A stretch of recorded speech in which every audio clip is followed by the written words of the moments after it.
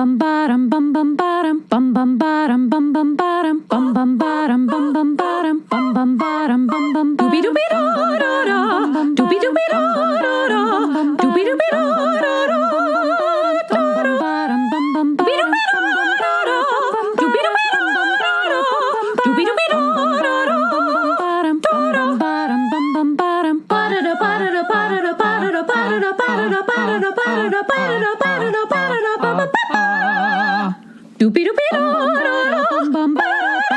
You are now in session with the Comic Book Couples Counseling Podcast. I'm Lisa Gullickson. I'm Brad Gullickson. And each month we evaluate a different iconic romance within the four-color realm. In this episode, we're going to war. Civil War, that is, with Sue Storm and Reed Richards, as seen in Marvel's The Fantastic Four, issues 538 to 543.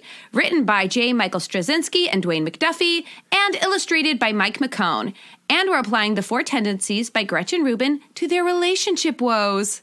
We did it, Lisa. We made it to episode 100. What? It's unbelievable, you guys. I mean, honestly, like, does it feel like we are at 100? Does this feel like episode 100 to you, like, time-wise? I feel like Comic Book Couples Counseling was a great idea we had yesterday. Yeah. But we've also been doing it our entire marriage. Yeah, okay. All right. Yeah, I think I understand what you mean. I feel something similar. I think a lot of the confusion around my emotions is our numbering system, you know, because while this is technically episode 100, it's also CBCC session 67. Right in the middle of our Sue and Reed conversation. And when it came to our 50th episode, we stuck with the session numbering. So our 50th episode celebration, which was Dawn and Norrin Rad, the kickoff to that conversation was actually like episode 67, 68. I can't remember it exactly. So it feels like we got to this episode 100 celebration maybe a little too quickly. Oh, yeah. But I also think, you know, we joke about the legacy numbering of Comic Book Couples Counseling and how that is very much the strategy of the big two publishers, Marvel and DC, constantly rebooting, constantly coming back to issue number ones. And so, like, it feels appropriate. I like it. I like that we can celebrate episode 100 today, and then when we get to CBCC session 100, we can celebrate episode 100 again. Yeah, I'm excited. I'm looking forward to it. Like, if I were a questioner, I would say, why not just celebrate whenever? Because the episode number is just arbitrary anyway. Now, but you're not. But you're not a questioner. I'm not. I'm an obliger. So whenever you'd like to celebrate, I'm down for it.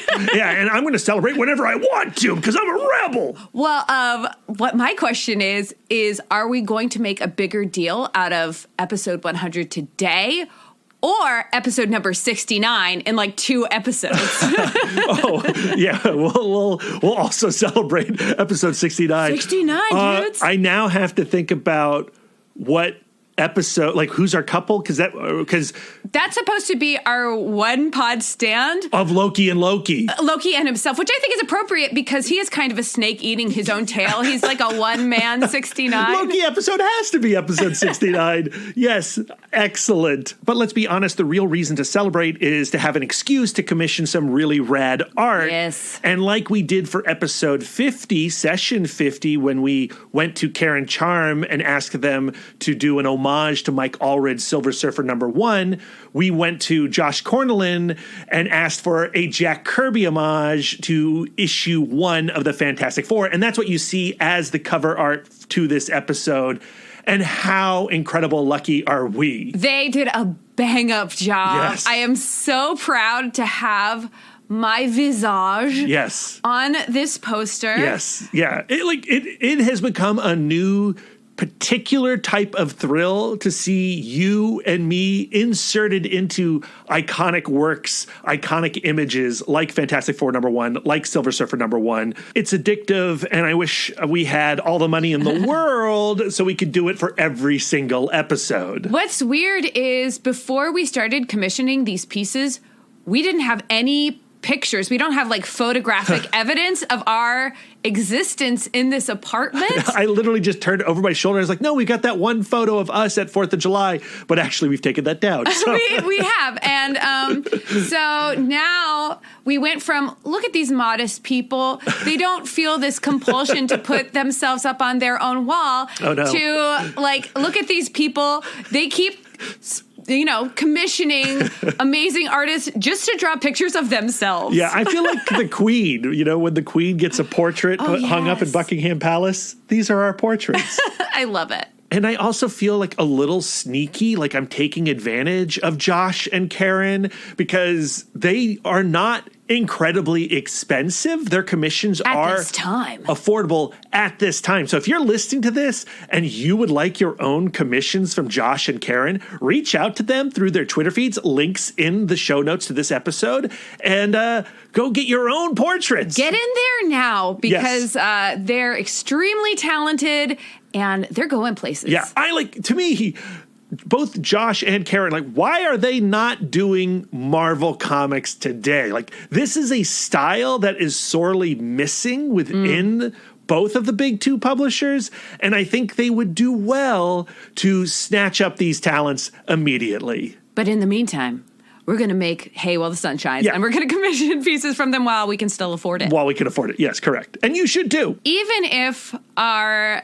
numbering system is a little wonky and celebrating our 100th episode / 67th episode is arbitrary, I still feel like this episode marks a time of tremendous growth for CBCC and the CBCC community and family.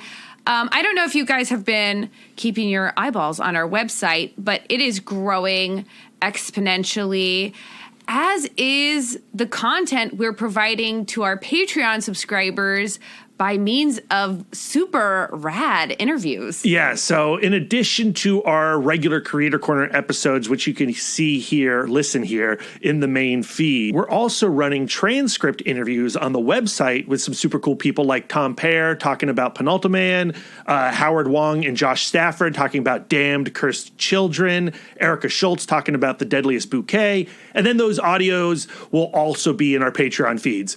And we're going to, every now and again, share a little snippet from those conversations here on the main episodes in these sessions. So at the very end of this episode, after the credit music, you will hear Howard Wong and Josh Stafford talking about their comic Damned Cursed Children from Source Point Press. The audio to all of those interviews are going to be available at our dollar level. Yeah, $1. It's just a little jingle jangle. Just $1.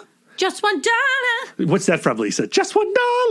I have no idea. Bottle water, just $1. Wow, very local reference. A very local Baltimore Comic-Con reference. The guy who used to sing outside the convention center while he was selling bottled water. Oh, just $1. Do you remember being outside of convention centers? Lisa, it's going to happen real soon. AwesomeCon is going to be in August. We're going to be there. Yes. We want to see our DMV listeners. We want to hand you some stickers. Mm-hmm. We might even have stickers of Josh's art at the convention. You're going to want one of those. Find us at AwesomeCon. Yeah. Okay, we better move on, because if we toot our own horns any longer, we will go blind. Oh, no. Besides, Reed and Sue are sitting in the waiting room, and we have to prep ourselves to handle their scandal during the Civil War. Yeah, Fantastic Four Civil War. Most comic book fans are probably somewhat familiar with Marvel's Civil War event. It was written by Mark Millar, who's been in the headlines recently with his Jupiter's Legacy Netflix series, not to mention other various movie adaptations like Kick-Ass and Kingsman, and it was illustrated by the ultra-fabulous go-to event guy, Steve McNiven. This event comic was published in 2005 through 2006. The storyline kicked off when the young hero group and reality stars known as the New Warriors stormed a supervillain compound in Stafford, Connecticut. The bad guy, Nitro, erupted his powers at full force, and a good chunk of the town was decimated on live TV. Hundreds were killed, and superhero superheroes as a whole were publicly blamed. This led to the formation of the Superhuman Registration Act, where all Marvel costume types had to register with the government. Tony Stark, the Iron Man, spearheaded this movement while Steve Rogers, Captain America, rose against it after he was asked to round up some of his fellow capes. A great big royal rumble ensued. Spider-Man outed himself as Peter Parker and sided with Iron Man until he didn't. The giant man-like hero Goliath was murdered by a clone of Thor, built in a lab by Reed Richards. Johnny Storm got jumped outside a nightclub and fell into a coma for a good portion of it. Oh, and Reed also built a prison for the heroes and villains inside the negative zone. Yikes. Sue can't stand the position her husband takes, and the Fantastic Four are torn apart. More on that in our general discussion. But Sue even goes as far to reach out to the Atlantean stud who, gets her a little hot under the collar, Namor the Submariner. But the king wants nothing to do with this American conflict. By the end of the event, Steve Rogers can't stand the fighting anymore. He tosses down the shield and surrenders. Tony Stark wins, and while it doesn't happen in the main event, but in Captain America's solo series, the Red Skull assassinates Steve Rogers using a brainwashed Sharon Carter, and in this murderous wake, Bucky Barnes, the former Winter Soldier, becomes the new Captain America. If all you've seen is the MCU movie, you do get an idea of the general conflict brewing between Iron Man and Captain America, but you really have no idea how much bleaker and darker the comic book series truly is. The events of Miller and McNiven's Civil War are way more upsetting. It's the kind of event that when you get done, you ask yourself, how are any of these people going to be cool with each other after such absurd and catastrophic infighting? I mean, we got a lot to talk about here, Lisa. Reed and Sue, how can there be hope for them after Civil War? Reed is borderline monstrous in this series, maybe not even borderline. I mean, this is tough because Reed does some terrible things, and Sue is willing to break up their marriage because of it. But then we know from the 40th wedding anniversary issue that they do get back together, which kind of makes Sue a monster as well, maybe, because is what he did forgivable? Well, the tricky thing here is the resolution that we get at the end of Fantastic Four Civil War is sort of a, let's wait and see. Mm-hmm. And then that waiting and see are all those Dwayne McDuffie comics that come afterwards that we have not read and we're not really going to investigate. And so all we have to go on is that after Civil War, Reed and Sue do get back together. And in covering the 40th wedding anniversary last week, I think that does help me understand the ongoing conversation that occurs and that must occur in any marriage. And because these are superhero characters, their conflicts are more extreme than anything we ever face as Brad and Lisa. And so I kind of just go well, Civil War is sort of this metaphor for the ultimate fight, right? But if I did what Reed did. Yeah. Sending our colleagues into the negative zone is kind of a deal breaker for me. Yeah. So I don't know. Let's put a pause on that conversation for now. Let's talk about Gretchen Rubin and the Four Tendencies and how we're going to use her as our love expert to help this conversation about the darkest time in Reed and Sue's marriage. Oh, man. This session is going to be a doozy. In Civil War, we see Reed and Sue on two very different sides of an enormous issue.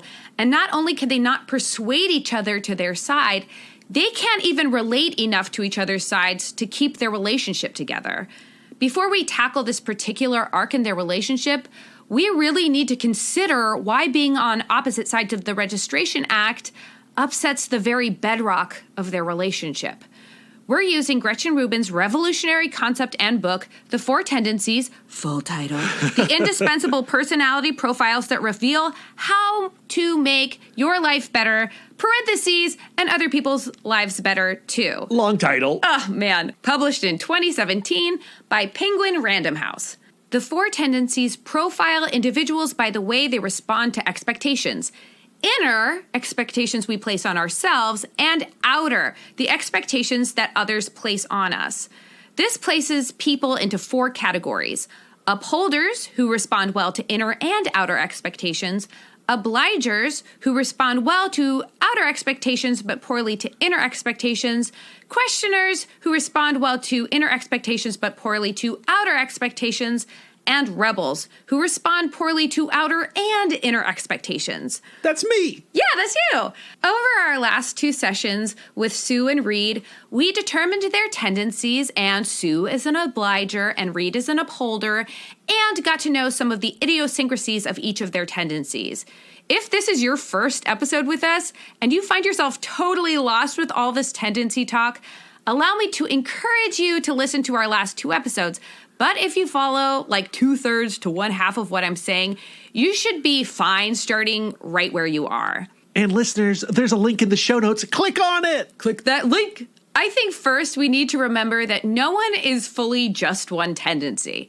We all use the tools of each of the tendencies to help meet our expectations, but our tendency represents the thing that we're most comfortable doing or what we may unthinkingly do when we're prioritizing what is expected of us. That's why Gretchen calls them the 4 tendencies and not the 4 all the times. Each tendency also has common ground with 2 other tendencies and is the opposite of one. Upholders meet inner expectations like a questioner and outer expectations like an obliger, but don't have anything in common with rebels who don't meet any expectations. Obligers meet outer expectations like upholders, fail to meet inner expectations like rebels, but are unlike questioners who fail to meet outer expectations but meet inner expectations.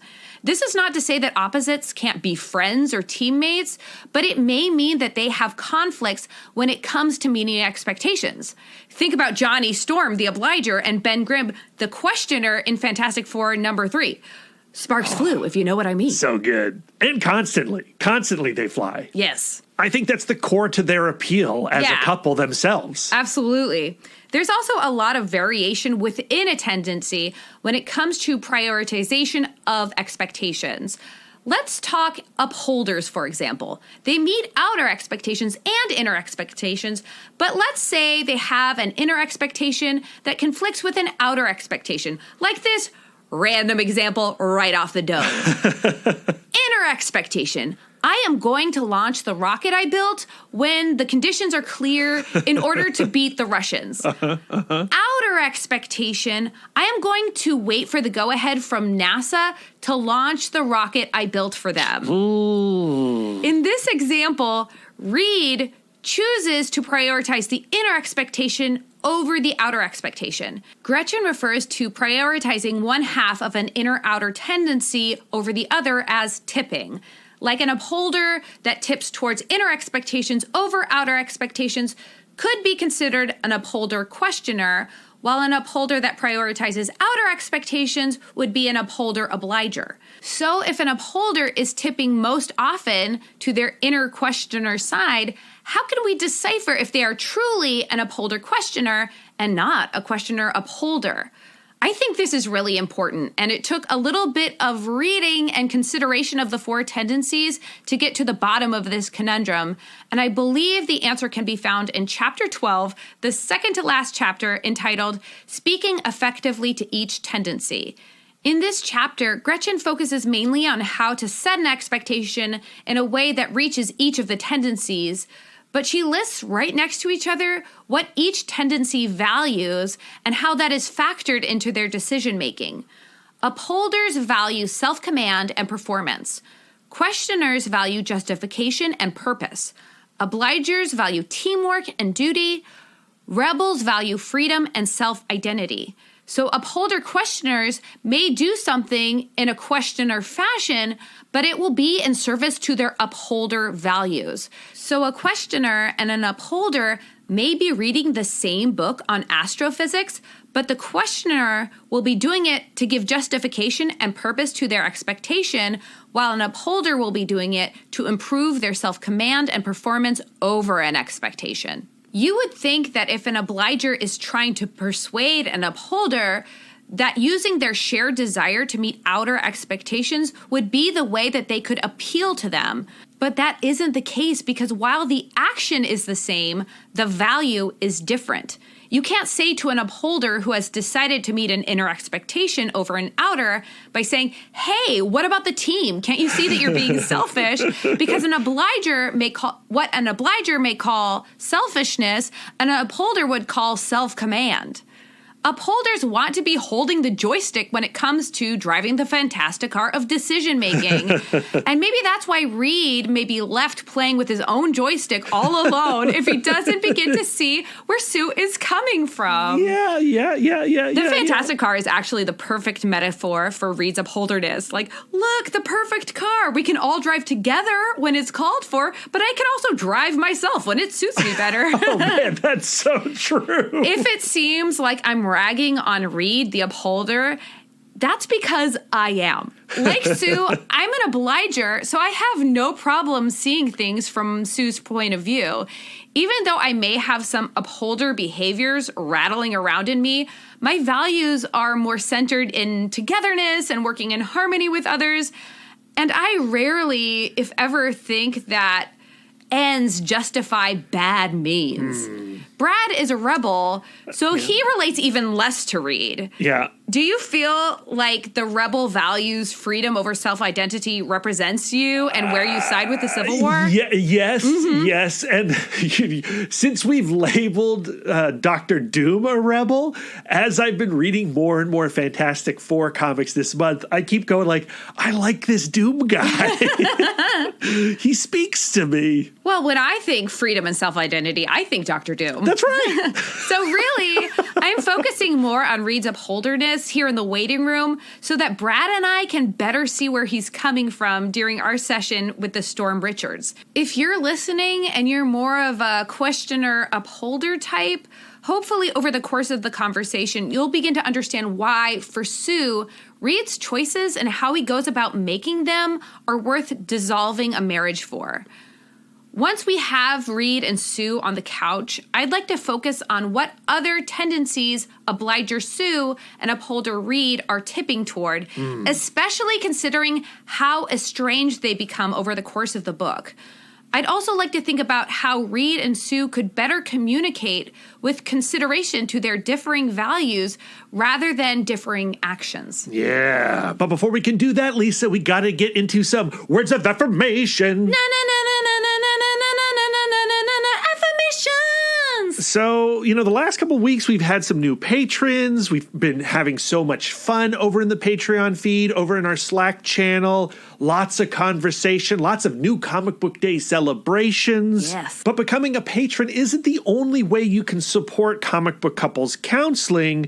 You can head on over to Apple Podcasts and leave us a loving 5-star review like the one we got this week. These reviews really do help us reach more listeners. They're incredibly effective. So if you like what we do, please head on over to Apple Podcasts and leave us a review like Burl 2 did this week. Lisa, can you read what Burl 2 said about us? This podcast is so much fun to listen to. The hosts are so funny and incredibly natural on the air. You feel like you know them. It's conversational without being informal. I am only a casual comic reader, but that doesn't matter with these two. You don't have to be up to speed on their topics, so enjoy. Yeah, thank you. Burl 2. It's nice to hear that you don't have to have read necessarily the comics that we're discussing, that we do spend a lot of time bringing context to the books, but also our love experts. I mean, we spend a lot of time, guys. Like, you should really hang out in the Love Nest the week before these episodes drop, because it is constantly just click-clacking away on our laptops. So if you didn't realize, that this was our 100th episode and a celebration episode, and you forgot to get us something, don't worry about it. You can just go to Apple Podcasts, leave us a 5-star review, and say something nice. It's free, and it helps us feel great, and it helps us reach new listeners. Since we've been doing this podcast, I have made sure to leave 5-star reviews to all the podcasts that I listen to. And I am constantly reaching out to others making comic book podcasts and pop culture podcasts and leaving them 5-star reviews. It makes me feel great because... And you can feel great too. Yeah, you can feel great too. Words of affirmation, they are our love language. And they fill our tank, so thank you in advance. So now, it's time for the comic book. War! Dun, dun, dun. Dun, dun, dun, dun, God, dun. y'all. What is it good for? Absolutely nothing, Lisa. I know, right? So stupid, but I love it. Thank you for going on that journey with me, Lisa, as we're charging into battle this week with the FF Civil War tie-in issues that ran inside Fantastic Four numbers 538 through 543, written by J. Michael Straczynski and Dwayne McDuffie, penciled by Mike McCone, inked by Andy Lanning, Chris Justice, and Cam Smith, colored by Paul Mounts, lettered by Russ Wooten, and featuring covers by Adi Granov of Iron Man Extremis fame. Adi Granov, is that correct? Granov? Yeah, I think so. I think that's fine. I think it's Extremis. Extremis? Yeah. I mean, because the word's extreme. Yeah, but I mean, it's how Guy Pearce says it. No. He says Extremis. No, I'm a Mountain Dew kid, Lisa. I'm going to go with Extremis. I guess I can't argue with that. So here is the plot synopsis for Fantastic Four Civil War, courtesy of Goodreads. One member of the Fantastic Four lies hospitalized, a casualty of the Civil War that has fragmented the superhuman community. Another member is secretly helping the opposition. Who will toe the line? Who will join the resistance? And who will leave the battlefield altogether? Ooh, nice and succinct. And the book actually answers all of those questions, but I'm curious about a question I asked you at the end of our last Fantastic Four episode when we announced that it was going to be Fantastic Four Civil War, and I asked you who was going to fall on what side, and you rightfully predicted that Reed was going to be with Iron Man and Sue was going to be with Captain America, but we didn't really talk about what sides Johnny and the Thing were going to fall on. So were there any surprises regarding the Superhuman Registration Act and how it all played out amongst this family dynamic? I wouldn't say there were surprises necessarily. I wasn't exactly sure what Ben Grimm, the questioner, would do. But reading through this book, it makes a ton of sense that he removes himself? Yeah, that he would go into a kind of questioner paralysis state where he goes like, well, there's no amount of research that's going to give me the right answer, so I'd rather leave and abandon the situation than take a side that could potentially be wrong.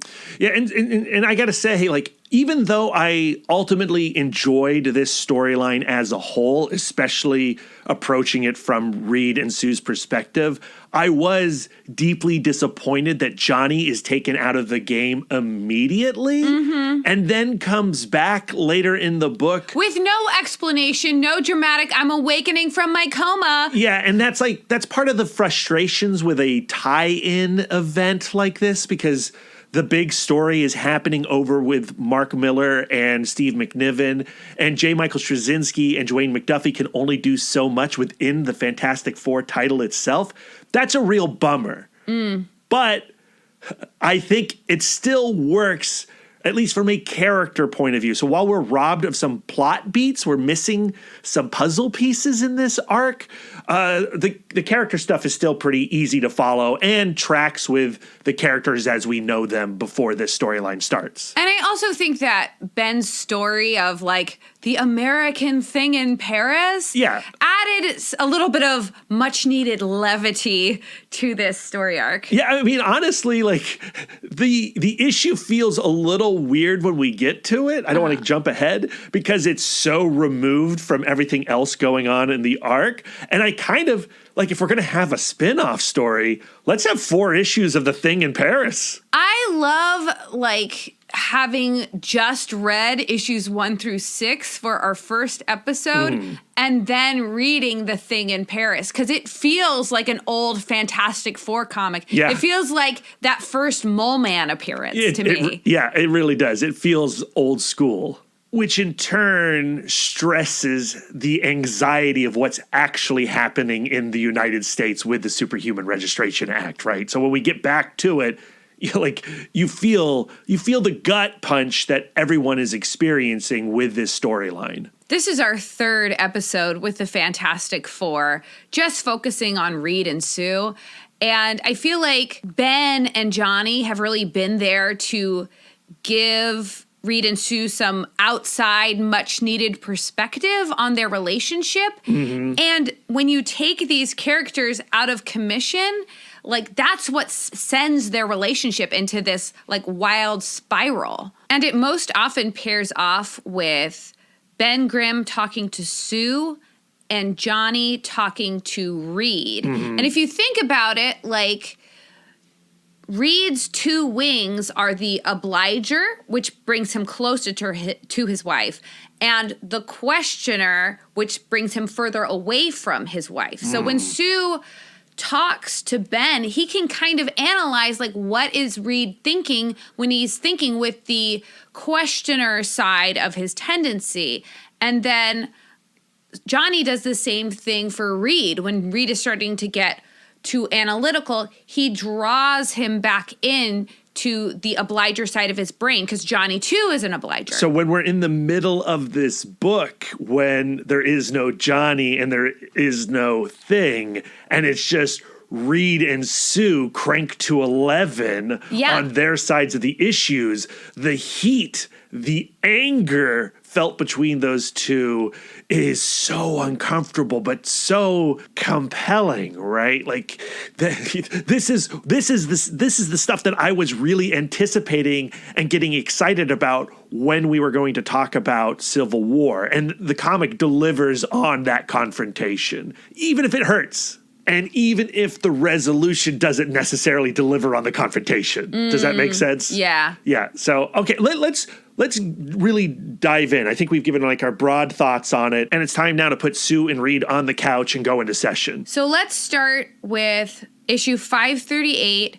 Johnny is in a coma, and the doctor says to Reed Richards, like, even though he's in a coma, he's still present. We want to encourage him to wake up. So we want to keep this environment, like, very low stress, low chaos. And Sue wants to go get his iPod so she can play him his favorite music. Yeah, because the doctor said, like, that could be very calming for him. Ben Grimm offers to take the first shift of sitting with Johnny, and he goes, like, hey, Reed, when are you going to take your shift? And Reed kind of goes like, and Sue is like, busy. Sue is like, well, he has better things to do. And we get to experience how the tension is just, like, bubbling beneath the surface. And they start arguing right away. And the way Sue sums up their conflict is he is willing to take our friends, people who have fought beside us, and throw them into prison because his upholder nature will not allow him to break the rules. Yeah, he's just following orders. Which, to her credit, is what he's been saying. He's been saying, it is my job as a hero for the United States to uphold the law. And he continues to say that for a very long time. And we find out that that is not, in fact, the whole truth. So stay tuned. But we definitely get a taste of Sue's Obliger values, right? Obliger values is all about teamwork and duty and togetherness. Yeah, our friends. They're our friends. We should be loyal to our friends. Exactly. And while upholding the law is an upholder action, it is not, in fact, the upholder value. Because the upholder value is self-command and performance. So, like, him going like, I've got to uphold the law, I'm upholding the law, he is defying his value of self-command and is perhaps locked into a state of upholder tightening, where when they are stressed, they cling on to their routine. So if she wanted to kind of loosen him up and get him thinking about the situation a different way, she shouldn't keep going like, these are my values, right? My values should also be your values, but instead say, aren't you free to make your own decisions? Like, don't you have your own mind? Appealing more to his upholder value. I keep going back to our first episode about those first 6 issues of the Fantastic Four and going like, I don't know, Lisa, if they're going to remain upholders and obligers. But with every new episode, with every new arc, I'm like, nope, they're definitely upholders and obligers. You've convinced me, Lisa. This is actually the arc that has challenged my diagnosis the most. Not for Sue so much, but for Reed, because we're going to see him retreating into a lot of questioner behaviors, and we see him do things that maybe align more with questioner values. But I do have my reasons why I think he is still an upholder, and I will unfold those as our conversation progresses. So after this moment where they finally leave Johnny's room, and the Thing is left with Johnny, and there's actually a very lovely page of the Thing communicating with Johnny and trying to keep him company, but like running out of things to do. He's like singing into the streets of New York outside his window. He's, twiddling his thumbs, and only an hour passes, and that baffles him before Sue returns. And we get one of those moments, these counseling moments between Ben and Sue.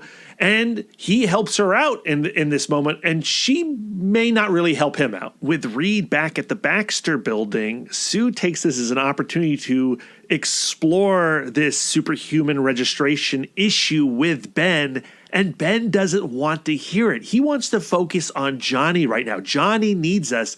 We can press pause on this argument. Ben has been at the brunt of a lot of manipulation, both from Reed and Sue, trying to get the heart and soul of the Fantastic Four on their side.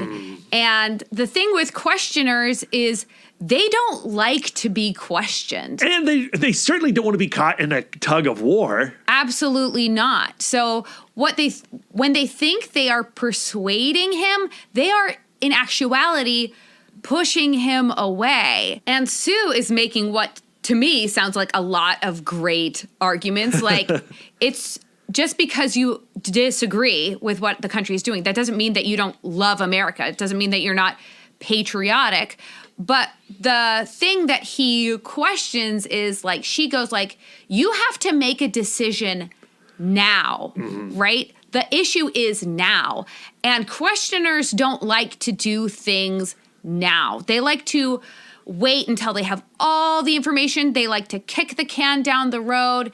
And that's what he tells her. Like, do we really need to solve the Registration Act now in Johnny's hospital room when he's lying there needing us? Obviously, there are other pressing things happening in this family. And I think there's a lot to admire from that point of view. As a rebel, I tend to answer immediately and usually in rejection of whatever's being said to me. That is true. And I'm trying to work on it. I'm trying to adopt what the Thing is doing here. Because I do think, like, it's always better to get a little distance between you and the problem of the moment. You gotta sit on things sometimes. Now, you can't sit on things all the time, but the Thing, Sue, and Reed all have an evening where they could just chillax and be there for Johnny. I think the Thing is right here. I think they need to be here in this hospital for Johnny, taking care of the kid. That's also something I would love to learn as an obliger, because, as an obliger, I'm always going like, well, I have to do this thing for this other person. And just taking taking a moment to go like, well, is that really true? Does that person need me as bad as I feel? Like, is this in actuality an emergency, or am I just having an emotion like it is an emergency? And this hospital conversation feels incredibly relevant to my own family dynamics, outside of you, Lisa, my wife, but I think about my parents, I think about my in-laws, and, politics right now, these topics are so important in our heads, right?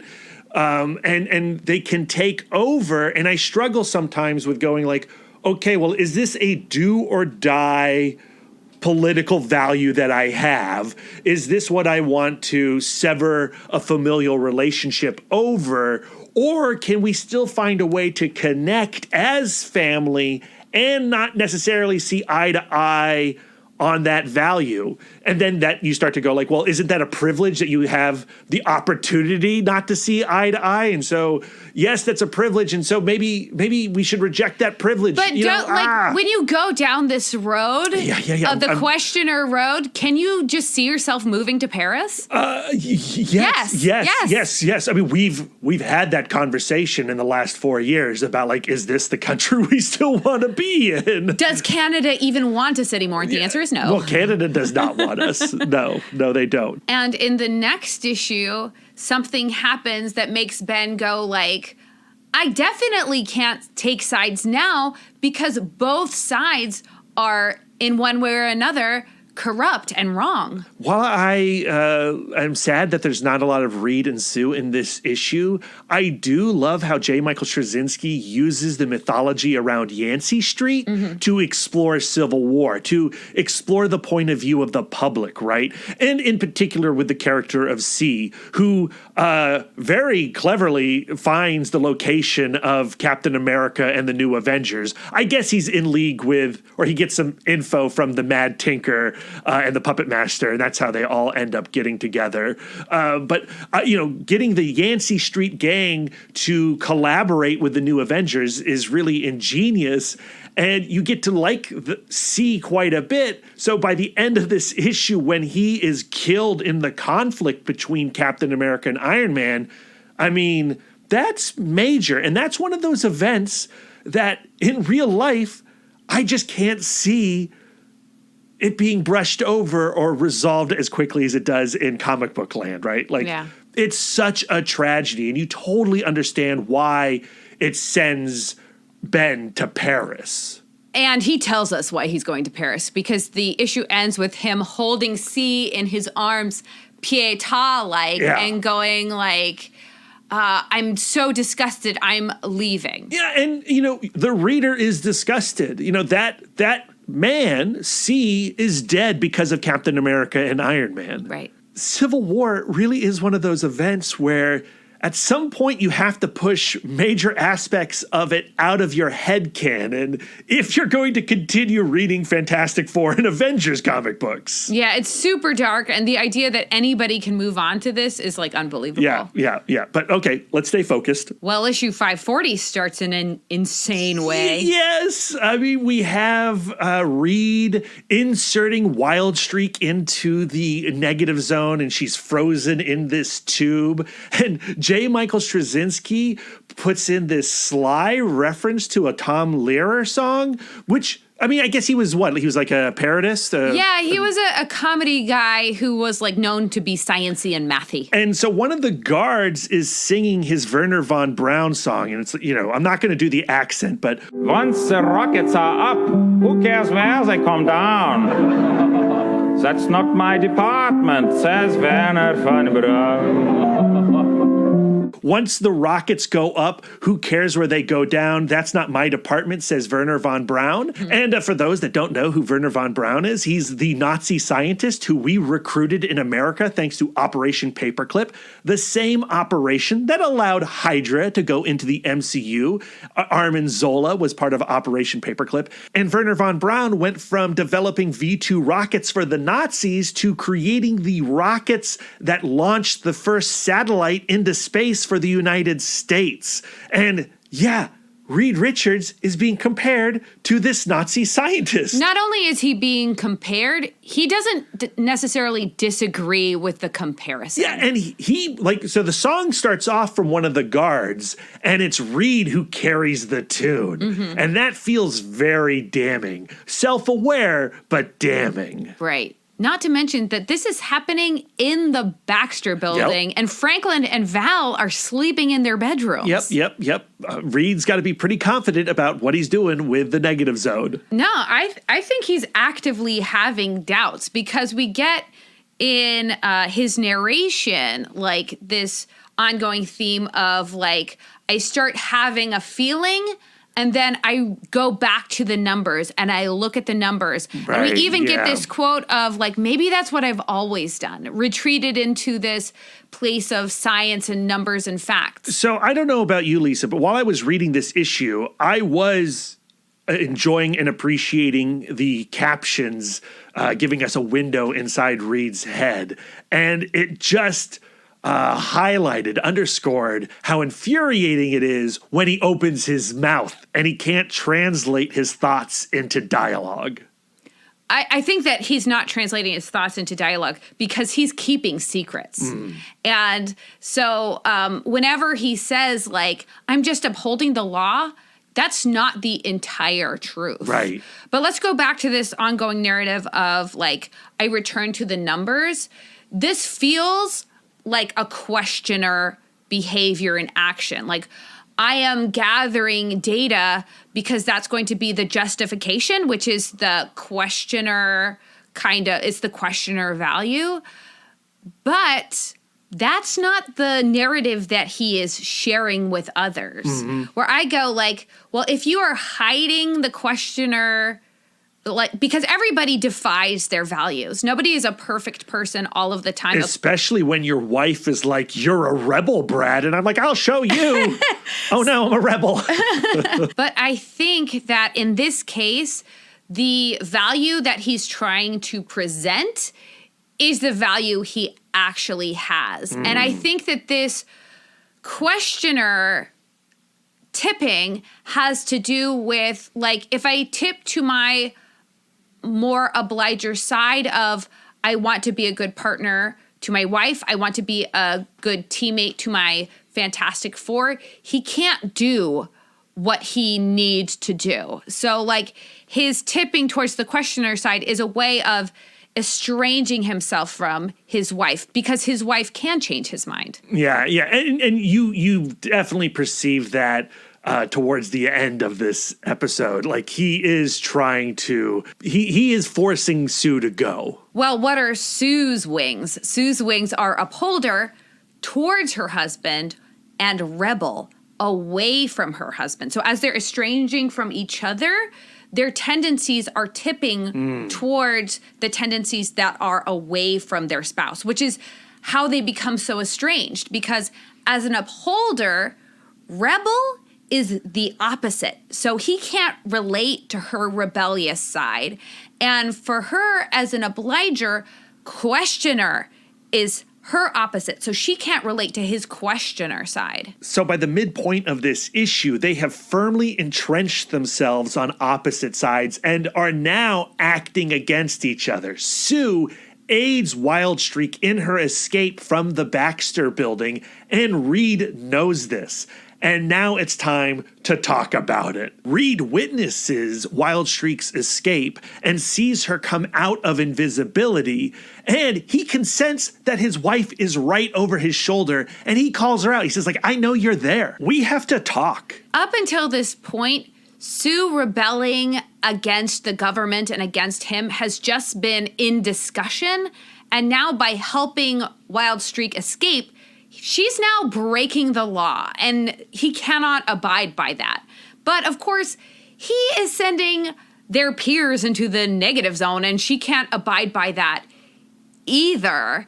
And she is the one to first make the comparison of, like, if you're just doing this, taking orders and doing this, you are being a Nazi. Do you not realize this? She's the first one to verbalize it, but J. Michael Straczynski makes the first comment about it. And it's already in his head, right? He's singing the Wernher von Braun song. And when she calls him a Nazi, he goes, oh, I know, but he can't say it. No, he says, like, we can change the laws, but we have to do it through the proper channels. And until that point, we have to uphold the laws, right? Which is where she goes like, okay, that's just some straight up Nazi talk. And because he's already acknowledged this through the Wernher von Braun song, you, the reader, are positioned to be on Sue's side. I mean, I certainly am. He fully knows what he's doing, but that doesn't mean necessarily he wants to be called out on it. And so his response to that is, we're done, implying we're done with this conversation. But then she goes like, damn Skippy, we're done. We're done with this relationship. And I am kind of baffled that he's baffled by this decision, and she reiterates it by saying, we fought so many people. We've tangled with Dr. Doom and Kang the Conqueror and the Puppet Master. But what's going to separate us is you. And he was not prepared to hear this. And again, he reiterates, like, this is the law. This is why I'm doing it. But also, this is why I've been doing it is because I wanted to protect you. And when he says that to her, he uses his Mr. Fantastic abilities to stretch his hand and close the distance between the two. And she doesn't take his hand. He takes her wrist. And when he takes her wrist, then she goes, you wanted to protect me? Shrek, splash page. And the Invisible Woman has erected this shield around herself, this tube that penetrates the roof and the floor and just puts this giant hole through the Baxter building, and it's this awesome power moment. And it's the type of moment where you just cheer for the Invisible Woman. Like, Sue Storm is such a titan on the team, and so many writers don't really display her gifts like they should. And this moment to signal the final split between Reed and Sue, it's so powerful. But yeah, if we got to choose friends, I'm on Team Sue after this. Absolutely. And she states out loud, do I look like I need protecting? And in this moment, she is calling him out on all of this BS he has been spilling. She knows that it's not just because he's upholding the law, because he's broken the law before. And she's going don't use me and our relationship to justify your terrible actions. We're the Fantastic Four because you broke the law in Fantastic Four issue 1 when we stole that spaceship. Exactly. Now, here is why Reed Richards was shocked that she was going to end their relationship over this. He is an upholder, and so he believes in autonomy and self-empowerment. So he goes well, my decisions are my own, and my decisions reflect only on me. Where she's an obliger, and she's all about teamwork and togetherness and being a unit. So when he is doing evil acts, it reflects poorly on her because she's part of the team. So where he goes, we can take two sides out of an enormous issue, but still be a marriage. That's just not the case for an obliger. It's just asking too much, and it just sends her into full obliger rebellion. Off to see Namor. That's right. Ben Grimm comes back to the Baxter building, sees that Sue is gone. Of course, Reed has thrown himself into his work, because what else is he going to do? Ben's looking for a confrontation, but Reed's not going to give it to him.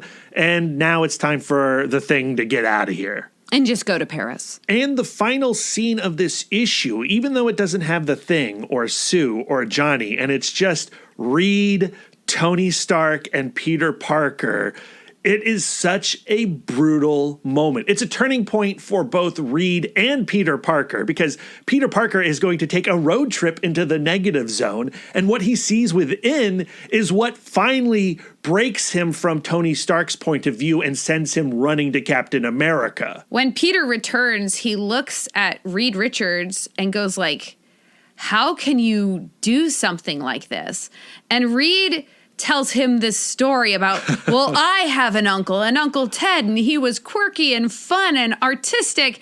And then, like, McCarthy came after him, and he ended up getting slapped with the book of the law. And from that moment on, I learned that you can't fight the law.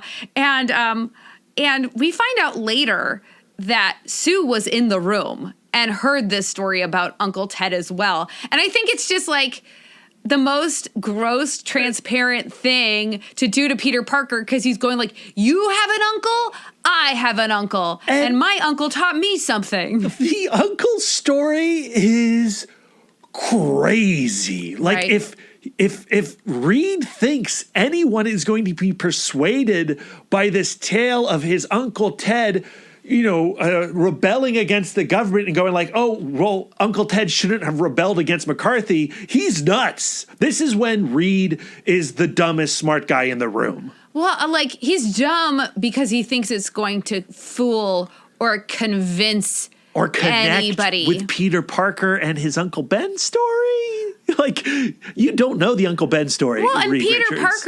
Parker is also an obliger. And so him going like, and from that point on, I learned, there's, no point of trying to be yourself or helping someone else express their true self. It's best to just conform. Look at the facts, it's not going to Work with persuade anybody. And it's not even true. Like, everybody is listening to Reed going like, who is this guy? It's not what he thinks. Well, his best bud, Ben Grimm, the Thing, is done listening. And the next issue is a solo adventure for Ben as he goes to Paris and meets up with, forgive my pronunciation, Lisa, but Le Héros de Paris. I forgive you. Thank you. And like you said earlier on in this conversation, this is a very fun issue. It is reminiscent of the Silver Age. These French heroes, Le Héros de Paris. Le Héros? Yeah, I don't think they have the H sound. Okay, Le Héros de Paris. They are stand-ins for the Justice League of America. So there is a Batman-type character, there's a Catwoman character, a Flash, a Green Lantern, a Question, Dr. Fate situation. So it's fun to hang out in this issue. At the same time, like I said, I wish it was its own miniseries because it does feel like this long gap to get back to what I'm really interested in, which is the conversation, the confrontation between Sue and Reed. And I can imagine as a reader of this era, when this issue dropped, you're like, okay, can we get back to what's important here? Though he does get to have a little fling. Yeah. What happens in Paris stays in Paris. That's right. So maybe we'll come back to this issue when we do the many romances of Ben Grimm? Yeah. Oh, if we're going to do Ben Grimm, we got to talk Ben Grimm and Alicia Masters. I think he does make a reference to Alicia Masters because he does say, like, I've got a girl back home. Jumping over to 542, this is also when Dwayne McDuffie takes over the writing duties, and Johnny Storm is suddenly back. We don't get the moment of Storm coming out of his coma here in the Fantastic Four solo title, and that does feel like a missed opportunity. It seems like the most depressing wake from a coma scene ever, because generally you come out of the coma, you see the eyes part, and you're surrounded by the people you love. But in his case, the people he loves are like so self-absorbed. Yeah. And don't you think like we deserve to see that scene in Fantastic Four and not in some other title? Yeah. It feels weird. And that's just the frustration of event comics and tie-ins and blah, blah, blah, blah, blah. But Johnny Storm's awake. He needs a latte. He goes to his local Starbucks. Who's there also but Reed Richards wearing a very handsome hat, Lisa. He loves that hat. He loves that hat. He's not hiding. He's just proud of that hat. That's a questioner moment. Don't question me. Don't question my hat. But Johnny has also noticed that Reed is acting out of character, and he just wants to have one of their signature Obliger, Upholder, heart-to-hearts. Reed is defensive from the outset because he says, like, if I find out that you're helping Sue, I'm going to do something. And Johnny's like, sick Thor on me. And he's like, oops, that was just an accident. I didn't mean to. Good jab, Johnny. Yeah. But then Johnny just calls him out and goes like, what is up with you? And he gives the same old song and dance. It's the law. I'm abiding the law like I've always done. And Johnny's like, since when? You don't even obey the law of physics. We stole a spaceship. We've overthrown governments and defied gods. Now, all of a sudden, we turn on our friends because of a bad law. Note the language. We, our friends. He's making the same old Obliger plea that Sue has been making. But Reed gives a defense we haven't heard him make before. He says, like, it's not a bad law. And he gives a little taste of the Tony Stark defense, which is like, the unpowered are afraid of us. And then what stems from that fear is just so much worse. And like, Johnny is like, so the ends justify the means? And Reed replies, to a mathematical certainty. Though someone could check my work. And then he's like, okay, I've got stuff to do, and they leave. Yeah. And I think this is where Dwayne McDuffie, like following in Straczynski's path that he has created with the Mad Thinker, like to bring the Mad Thinker in as the person to check his math is really brilliant. And I should have seen that coming at the start. But when it finally arrives here in this issue of like, you know, golf clap, bravo. I think also Johnny, his argument with Johnny, like appealed to his emotions, which then again tips him back into questioner mode because he wants to get away from his Obliger side. This storyline doesn't really have a lot of great, like, super powered moments for Mr. Fantastic. Yeah, he doesn't get to be a tire. No, he does not. But he does get to infiltrate the Thinker's lair by going through his faucet. Yeah, how did you feel about that, Brad? Like, I want to know what is his perception like inside that rubber brain of his. You know, like, can he see as he's wiggling through all those pipes? I wonder if it's like his eyes become like primordial fish eyes, where it's just like he can just kind of see light and dark because his eyeballs are all stretched out and flattened. Yeah, or like if he's stretching his eyes to be more of his, like, can he stretch his eyes to be more of his body, and so like his whole body is one big eye? Okay, now you've succeeded in grossing me out. Yes, but boy, what a surprise for the Tinker, the Thinker, who responds in the only logical way: when a man comes out of your pipe, you shoot that dude. But unfortunately, this guy is rubbery, and so he can just catch those bullets with his body again. But if you can't shoot him, I guess you join him, and Reed convinces him to come back to the Baxter building. And then on his way to take the Thinker to his secret whiteboard room, he stops by to say hello to his children, because you know what? He has 2 kids, you guys. And they're just like dropping blocks through the hole that mommy created. Where is Sue? Like, she's like, you're a Nazi. Watch the kids. I'm out. She's with Namor. I guess everyone's acting a little fishy. Oh, no. And I'm sure Dragon Man or Herbie or someone is looking after these kids. You know what? Like, she's the invisible woman. And we do know that later she's been known to just hang out and catch her husband saying terrible stuff. I mean, that's what I would do with invisibility powers. Odds are she's watching the kids this entire time. I hope so. So Reed escorts the Thinker to his office, which is in fact a secret whiteboard room where he has like equations all over the walls. He looks like a serial killer. Absolutely, and he kind of is. And the Thinker immediately starts buttering his bread, like, oh, this is the most sexy equation I've ever seen. You must have the biggest brain to make such a beautiful equation.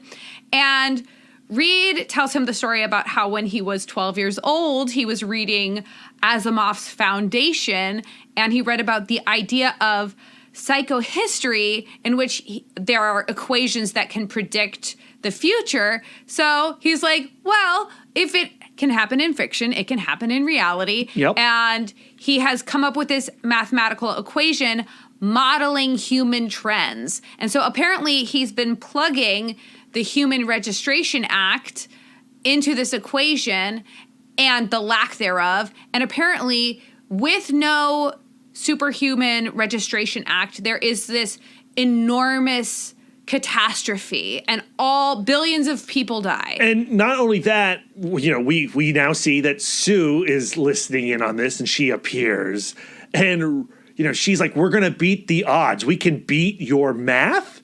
And Reed has played it out. He's like, no, you're we literally not. Can't. It shows here that Tony Stark's side is going to win. It's in the numbers. I think the most telling exchange is when the thinker goes you've come up with this equation and the answer to being the savior of humanity is you specifically becoming more evil. And and the thinker's like, you're just choosing the lesser of two evils. And Reed Richards corrects him and goes like, I'm choosing the lesser of 31 evils. But when Sue appears, she doesn't call him out for coming up with this equation or hanging out with the thinker. She calls him out for lying to her and keeping this information from her. And what I love that she brings back is like, this isn't about the law or your uncle, which is where we find out she was also hanging out when he was talking to Peter.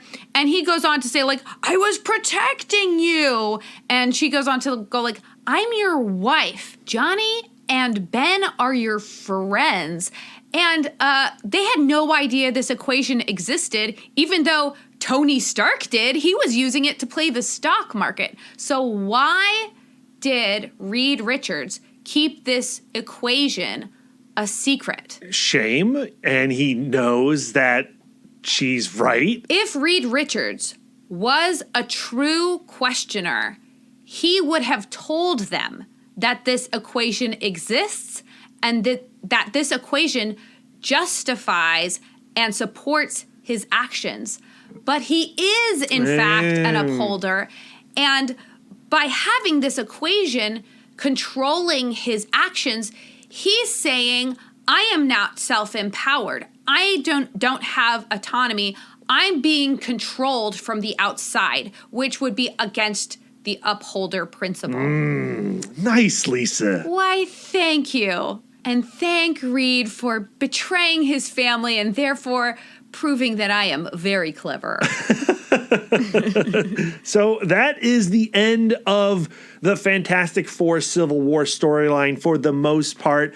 You have to go into the Mark Millar and Steve McNiven comic to see the actual conclusion. But like we've already said, Captain America turns himself in. The Superhuman Registration Act goes into effect. Tony Stark is running the world.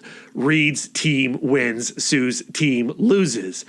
Now, on to the epilogue issue. Fantastic Four number 543, which also serves as the 45th anniversary issue. Yeah, Lisa, this one, you read it first, and I remember you reading it, and you were like, what? And I was like, what? And you were like, read this. And we learn a little bit more about the origin of Reed and Sue's relationship. And I guess I was aware of this age gap between the two before reading it, but reading it this time with the conversations that we've already had about them as a couple, I had a real struggle moment with trying to figure out what does this age gap mean for them as a romantic duo? For me, it has less to do with the age gap and more to do with their age gap at the time of their meeting. Yes, and right, because I don't have an issue necessarily with age gaps because we have a 5-year age gap. Mm-hmm. That's not that much different than Reed and Sue's age gap. They have a 7-year age gap. That's not unheard of. But Sue was 13 when they met. Yeah. And it's not like they started dating at 13, but she starts this flashback moment by saying, I loved you ever since I first met you Yeah. when I was 13 years old. And that panel, the flashback panel by Mike McCone, I mean, it's so clear that he is very much an adult man and she is a child, a very young girl. And that's not saying that when I was 13, I didn't like see adult men and go, Sure. like, ew, he's handsome or whatever.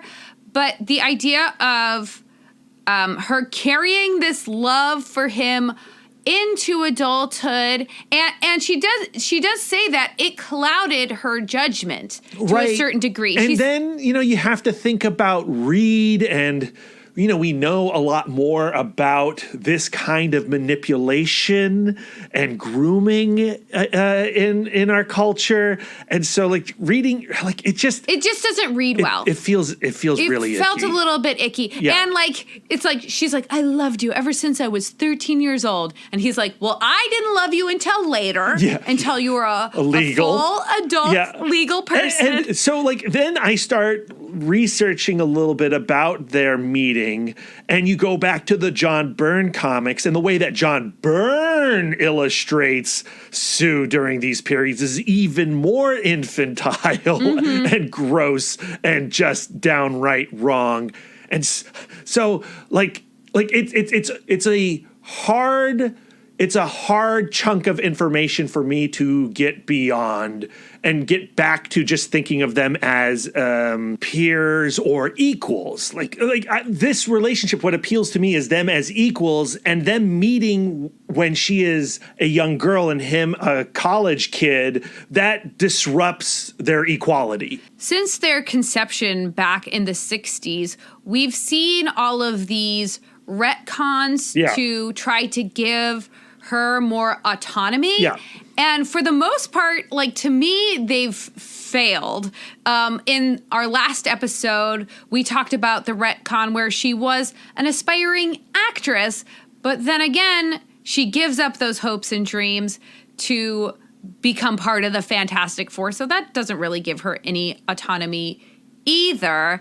And now with this age gap being it had existed before, but I had never really thought about it from this perspective, where I'm like, why don't we just change this? Yeah. That, having them meet as two adults would go a long way in her having a little bit more control over the relationship or in the relationship. And Marvel does retcon it to be so. Thank you. So this revelation of the summer at Aunt Jewel's comes in the middle of what I think is a pretty important scene, because Reed and Sue are all dolled up and they're sitting in the Fantastic car and they're trying to negotiate how their relationship is going to go forward.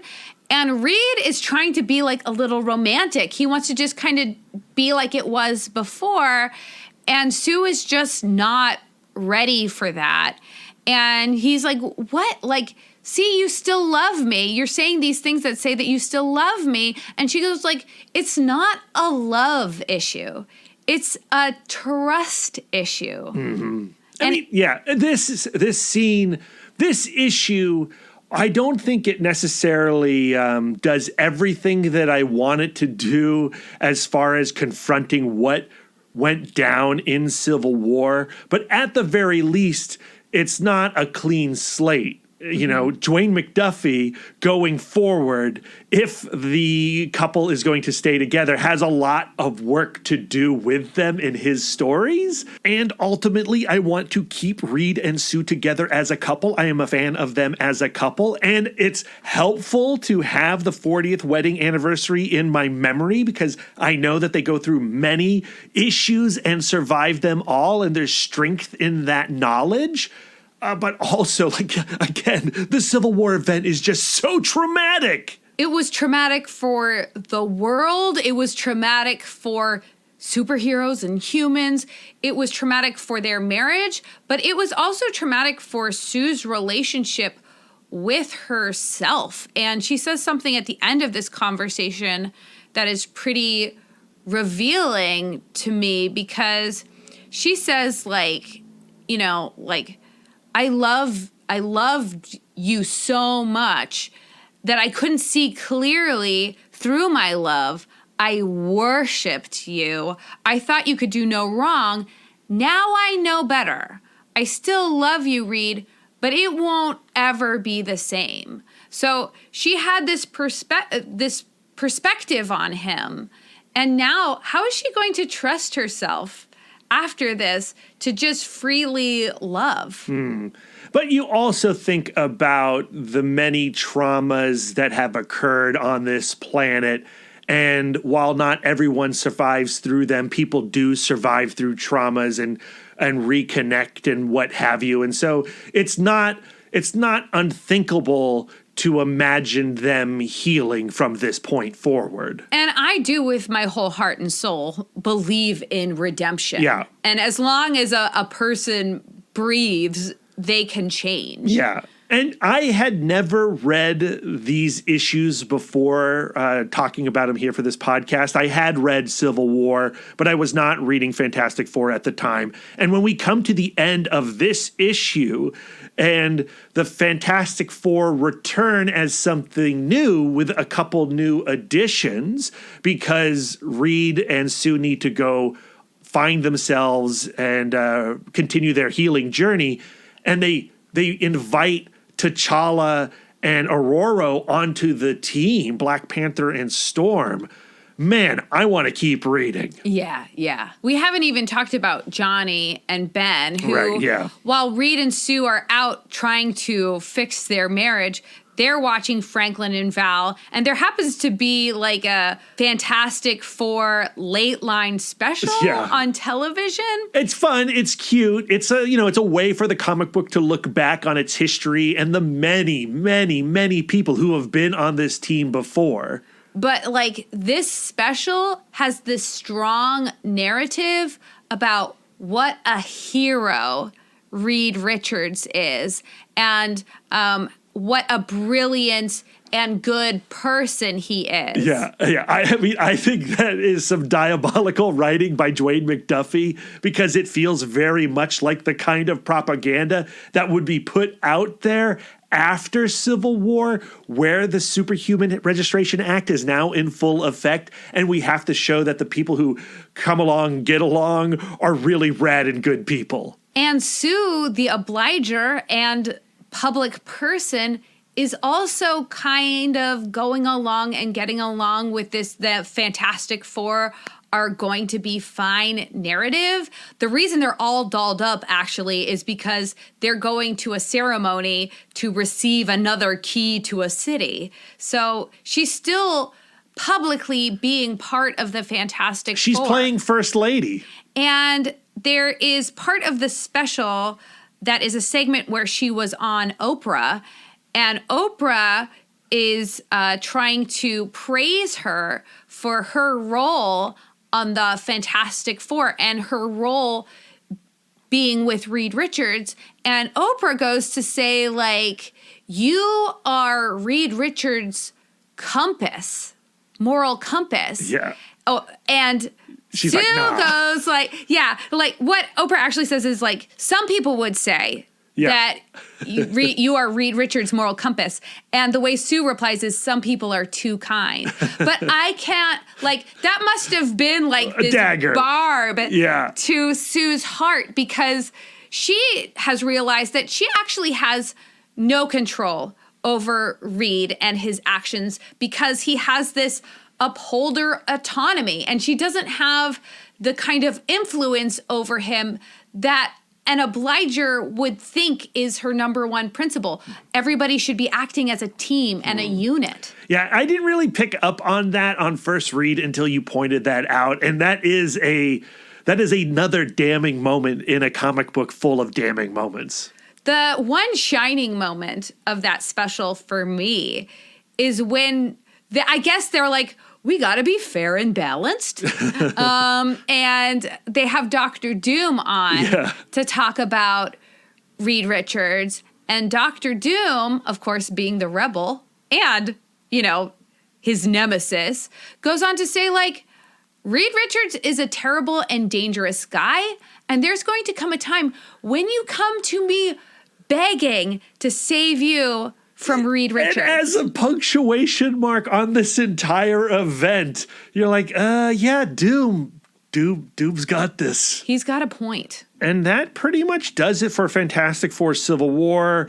The epilogue issue, as a 45th anniversary, it's extra sized. There is an additional 2 stories, one Human Torch and Peter Parker Spider-Man tale, written and drawn by Paul Pope. That's pretty cool. And then there's this really bizarre but a fascinating time capsule, this short story written by Stan Lee and illustrated by Nick Dragotta of East of West fame. But Dragotta's pencils are inked heavily by Mike Allred, and Laura Allred supplies the colors.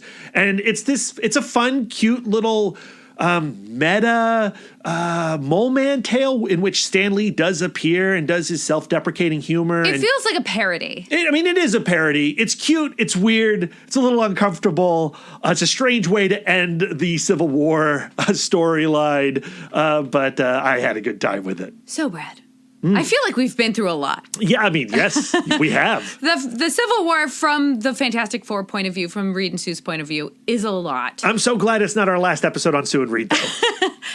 Is there anything from this conversation, either from Civil War or from the Four Tendencies, that you're going to take with you? Yeah, I mean, I found this storyline incredibly relevant and relatable coming out of these last 4 years, in having conversations with you and family about the politics of this planet. And, you have to ask those questions like, what is important to you, and are your values worth shattering familial connections? And everyone's got to come to those decisions on their own. And I can't say like this helped me come to those decisions, but I certainly just, like I said, just connected very hard to the problem at the heart of it, and feeling a lot like Ben, and wishing Mom and Dad wouldn't fight so much. But for me, like in terms of relationships and in terms of Reed and Sue, and when issues like that were, if they're ever to flare up between us, I think the key here, the greatest sin of this storyline for this couple, is Reed withholding information and keeping secrets, and clearly not trusting Sue with all the information, and not having the faith that Sue will help him through these very dark thoughts and ideas that he is calculating. I think that she was in a situation where she just believed that Reed was thinking the same way that she was thinking. Always dangerous. We're a team and we are fully transparent with each other. Not that he gave her a ton of clues to the contrary, but you have to remember, like, just because you are in the same situation, doing the same action, you're not doing it for the same reasons. And we've had that happen in our relationship, where I will act in a certain way because I assume Lisa would see this situation in the same way that I would, and therefore she would do what I want to do in this situation. And then you go like, oh no, Lisa doesn't think like I do. Lisa is her own person. I think that it's also really insightful going like that they are not identical tendencies, but they are adjacent tendencies. And when they are in conflict, they tend to retreat to the side of their tendency that they don't share. So we watched Reed retreat into the questioner side of his brain, where he goes like, I'm going to go into the numbers and I'm going to justify what I'm doing with the information that I've gathered. And Sue retreats into her rebel side, going like, well, I'm leaving this marriage. I'm going to fight for what I believe was right, and I don't care what you're going to do about it.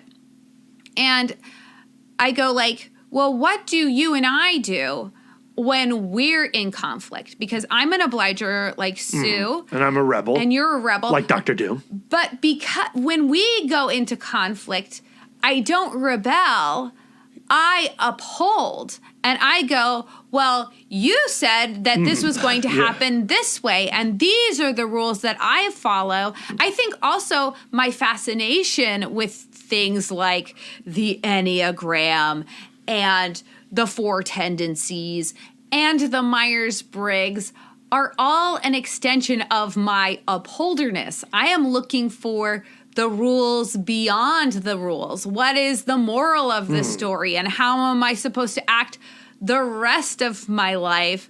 And you retreat into your questioner tendency, the other side of your rebel tendency, which is like, well, why does it have to be that way? And what if it plays out this way and that way? And maybe when we find ourselves in conflict, we should return to what we have in common. I should try to be a little bit more rebellious, and you should try to be a little bit more of an obliger. I think the important thing there is, what's great is we now have the language, thanks to the Four Tendencies, to consider when we have a flare up, right? And so I can think about you as an obliger. I can think of myself as a rebel. And I have been, there's been several instances this week, actually, one today, involving, some treats that I had, in which I think resulted out of my rebel tendencies, where I was like, I could go ahead and have that because, whatever. And when I did that today, and I was like, oh, why did I do that? I mean, this is hard to talk about because it's like, do I want to talk about the listeners with the fact that I ate a burger today? And I've told myself that I'm cutting out burgers.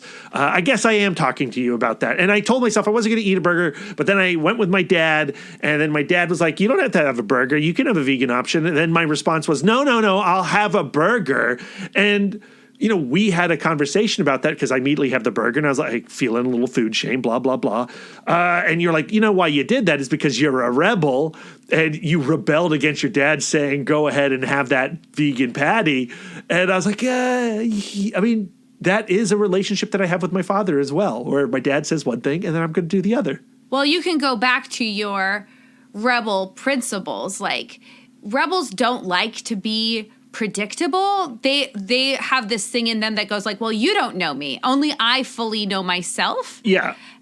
So you have to go back to like, well, what is my self-identity? Like, am I a person who eats burgers, or am I a person who doesn't eat burgers? To me, understanding my habitual response as a result of my tendency is helpful. And I have to decide if that is who I want to be, or recognize that maybe I don't want to always rebel and choose a different option. Or maybe when you have a rebel flare up, you forgive yourself because that's kind of just who you are. Yeah. I think another revelation of this episode is that, like, if you go back to the principles of each of the four tendencies, upholders value self-command and performance. Questioners value justification and purpose. Obligers value teamwork. Rebels value freedom and self-identity. None of those are bad principles. Yeah. They're all things I can get behind. Right, and the tendencies aren't inherently bad in any way. Or inherently good. Right. They just are. So I think that when you find yourself in conflict with somebody, like when we find ourselves in conflict with each other, like I go like, well, why don't I lean into that rebel principle? Like, can I make this an issue about freedom and self-identity? And you can lean into my obliger principle of, can I make this about teamwork and togetherness? Yeah, I like that. And I feel like this is the first self-help guide that we've had in a while where I want to do a little more extracurricular reading into the tendencies themselves. And, we've talked a little bit about some of the more problematic aspects of the four tendencies as well.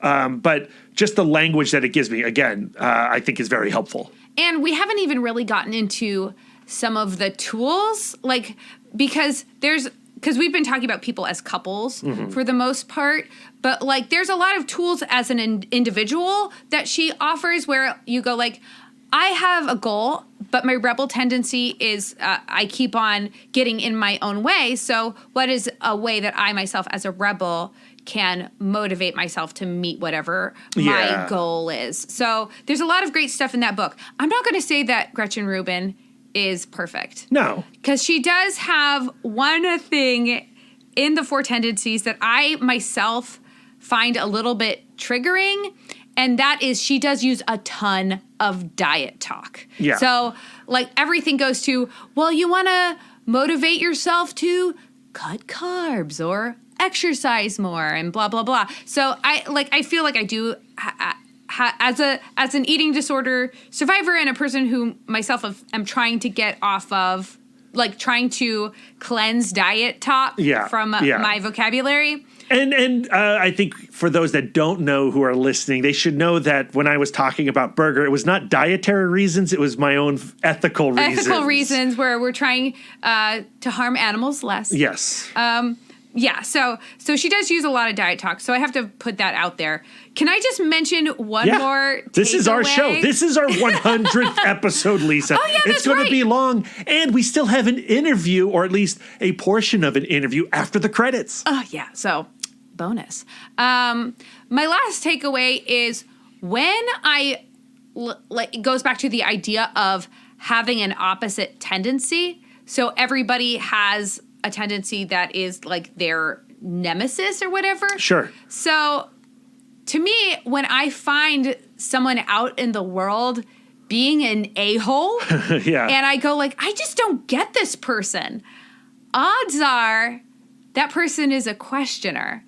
And I'm not relating to them because they are not going along to get along. Not all questioners are a-holes. But to me, they enrage me in a unique way. And even in my questioners enrage you in a unique way. And even in my studio, I teach private music lessons. I have certain students where I'm like, I just feel like I can't get through to them. And I had this revelation of, it's because I don't relate to them as questioners. So now I find like I have a lot more compassion for people who just insist on rubbing me the right way because I'm not seeing them as an a-hole. I love that. I'm seeing them as a questioner who's going like, well, why does it have to be that way? And why can't I just do it my way? And blah, blah, blah. This is great. I love hearing that, Lisa. Yeah. Do you find upholders to be a-holes? Like people who are like, well, that's the rule. I mean, yes. Yes. I mean, that is one of my pet peeves, those types of individuals for those reasons. Yes. Yeah. Huh, interesting. So maybe when you meet, and it can be revealing to your own tendency, like where you go like, ooh, I'm tending to find like people who are rebellious a-holes. Oh, maybe it is because I myself am a and that is something that I am trying to do. I'm trying to approach arguments or nemeses from a place of empathy and compassion and trying to see the situation from their side. What is their narrative that they're telling themselves? And I think approaching it from a tendency standpoint, I think I could see how that could be super helpful. A lot of the book, Gretchen Rubin says, like, you need to take advantage of your tendency. Why don't you lean into your tendency? And the more I think about it, I go like, I would like to transcend my tendency. I would like to be able to access all of these different options when it comes to problem solving, when it comes to decision making, when it comes to looking at others. I would love to be able to embrace the principles of all of the tendencies when it's appropriate. Heck yeah. All right. So that's the end of Fantastic Four Civil War talk. We got to discuss next week. Next week, our 101st episode or our 68th episode? Yeah, that one right there. We only have one Sue and Reed episode left, and then we're on to the next couple, Loki and Loki, as we've announced already. And since we got a little hung up regarding their age gap in this episode, we thought it would be fun to read a comic series from the more recent era of Fantastic Four comics. Not too recent, but within the last 5 years episodes or so, we're going to check out the first 6 issues of Matt Fraction and Mark Bagley's Fantastic Four. It's often seen as a lesser work, forever in the shadow of Jonathan Hickman's very heady FF run, a great run of comics. I thought for a long time that we'd be talking about it here in this podcast, but sadly, no, we're going with Fraction and Bagley. I think there's a lot of good stuff there, especially between Sue and Reed, and it retcons the age gap that we had so much trouble with this week. There are only 16 issues, Lisa. I'm going to try to read all 16 issues. I'm not going to require that of you. We're just going to talk about the 6 issues that kick the thing off. I am a very busy and important lady. I know. But that's my goal. So there you go. It's time to get into our sign-off portion of the show. But remember, you're going to want to stay after the credits with this epic 100th episode. We've got one question with Howard Wong and Josh Stafford talking about their comic Damned Cursed Children. And please be sure to check out the show notes to see where you can hear the rest of this chat, as well as where you can purchase the comic. This book, I love it so much. It's a wild, crazy ride. The trade paperback is coming out in July, but the entire run, all 5 issues, are out from Source Point Press. Lisa and I, big thumbs up. You are going to want to own this book in all of its shapes. Yeah, all its shapes. Okay, Brad, it's time to drive this fantastic car right into a cliff. Oh, no. Where can our listeners send their words of affirmation to you? Why can't they fly off into the sunset, Lisa? You can find us on all social medias at Mouthdork. I am referring to myself in the third person now, us. If you have some words of affirmation for our logo, you can send them to Aaron Prescott at A Cool Hand Fluke. And if you have some words of affirmation for our radical banner art, send them over to Karen Charm at Karen_X fan. And oh gosh, please give some love to Josh Cornelin. You can find them over at Josh Cornelin on Twitter. That's CORNILLON. And Lisa, where can our lovely listeners send their words of affirmation to you? I am always accepting words of affirmation at Sidewalk Siren on Instagram and Twitter. If you'd like to spend more quality time with us, you can subscribe to us on Podbean, Spotify, Stitcher, YouTube, Google, and Apple Podcasts. If you'd like to get exclusive, you can join our Patreon, where you'll get more content, including weekly bonus episodes. If you'd like to reach out and touch us electronically, you can email the podcast, cbccpodcast@gmail.com. You can visit our website, comicbookcouplescounseling.com, or follow us on Instagram and Twitter at CBCC Podcast. You can give us the gift of 5 stars on Apple Podcasts, and if you'd like to do an act of service, why not write a review of the show while you're there? We are fluent and receptive in all 5 love languages. It really warms our hearts and helps the pod. So until next time, folks, keep your love tank full. And your psychic rapport open. Not so fast. We have many more minutes left to this episode. Where do you think you're going, guys? Howard Wong and Josh Stafford, the writers of Damned Cursed Children, are answering one question that we asked them during a much longer conversation. A longer conversation that you can hear right now in our Patreon feed, or read a portion of transcript-wise on comicbookcouplescounseling.com. This conversation was a lot of fun. I love this comic book. I want to promote it in all the ways and in all the manners that we can. Click that link. Click that link. I love the moral ramifications of the zombies being infected children. Is there a deeper cultural subtext there that we can read into it? I think for myself, it's just kids are scary. And that's nothing new. Just recently, I happened to hear an interview with Neil Gaiman, and he said, never be afraid of kind of expanding an idea on an idea, or ripping off an idea, or rebooting an idea, because there's no new ideas. Everything is kind of there already. So there's been a number of really good, scary kid horror movies and comics and stuff like that. So when we come at it, we're just putting a different twist on it, a different angle on it. But I think that's the big thing, is it's